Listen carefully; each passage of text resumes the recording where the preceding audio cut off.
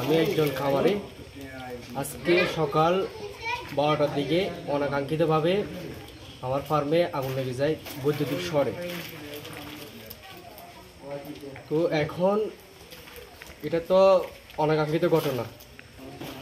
এখন আমার অনেক ক্ষয়ক্ষতি হয়েছে। আপনার এখানে ফার্মে মুরগি ছিল 2500, খাদ্য ছিল 40 থেকে 45 বস্তা। এমনি এভরিথিং সব মিলিয়ে খরচ হয়েছে আমাদের ফার্মটা নির্মাণ করতে আপনার প্রায় 16 থেকে 17 লক্ষ টাকা। আর এমনি আজকে মুরগি আর খাদ্য মিলে ক্ষয়ক্ষতি হয়েছে এখানে 4 থেকে 5 লক্ষ টাকা এখানে ক্ষয়ক্ষতি হয়েছে। এভরিথিং সব কিছু মিলে আজকে 20 লক্ষ টাকার মতো আমাদের ক্ষয়ক্ষতি হয়েছে। আমি সকালে খাদ্য পানি দিয়ে এখান থেকে গেছিলাম। আমি দোকানে বসছি, আমাদের পাশে একটা দোকান আছে। ওইখান থেকে দূর থেকে একটা লোকে বলছে আপনাদের ফার্মে আগুন লেগে গেছে। তো আমরা হঠাৎ দৌড়াদৌড়ি করে সবাই আসছি। সবাই এসে দেখি ততক্ষণে ফার্ম প্রায় পুরো ধরে গেছে। তো এক মুহূর্তে সব শেষ।